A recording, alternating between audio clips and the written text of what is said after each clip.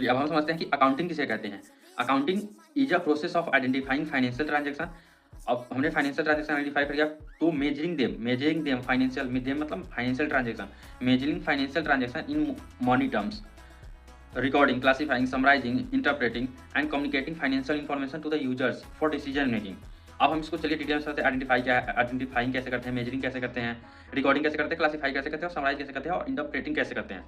तो accounting cycle है। तो आइडेंटिफाई फाइनेंशियल ट्रांजेक्शन, और transaction must involve money and affect business. एक जो ट्रांजेक्शन है वो उसमें मनी इन्वॉल्व होना चाहिए और वो बिजनेस को अफेक्ट करना चाहिए। एम्प्लॉय को हम हायर कर रहे हैं, किसी को हम अपॉइंट कर रहे हैं, तो उसमें क्या, इसमें मनी इन्वॉल्व है नहीं है, तो हमारा जो ट्रांजेक्शन है नहीं है, हम उसको रिकॉर्ड नहीं करेंगे। दूसरा क्या, हमने ट्रांजेक्शन आइडेंटिफाई कर लिया, अब उसको मनी टर्म में मेजर कर देंगे। क्यों? क्योंकि अकाउंटिंग जो है ओनली जो मॉनेटरी ट्रांजेक्शन होता है उसी को रिकॉर्ड करता है, जिसको हम मनी के टर्म में मेजर कर पाए।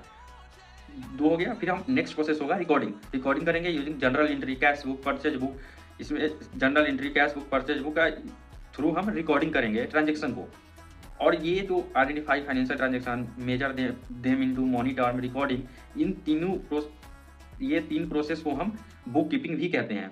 नेक्स्ट स्टेप है क्लासिफाइंग। क्लासिफाइंग कैसे करते हैं? Using ledger account. Ledger account का यूज करके हम ट्रांजेक्शन को क्लासिफाई करते हैं। फिर समराइज करते हैं, ट्रांजेक्शन में सप्लाई समराइजिंग करते हैं using trial balance, profit and loss and balance sheet. फिर नेक्स्ट स्टेप इंटरप्रेटिंग करते हैं, जो प्रॉफिट या लॉस हुआ हो, जो कंपनी का पोजीशन हो, थ्रू बैलेंस शीट। और इन सब सारे सबसे अंत में ये सब करने के बाद हम जो फाइनेंशियल इन्फॉर्मेशन होता है उसको ओनर से, मैनेजमेंट से, बैंक से, गवर्नमेंट से, इन्वेस्टर से हम कम्युनिकेट कर देते हैं। तो इसे इसे हम अकाउंटिंग कहते हैं।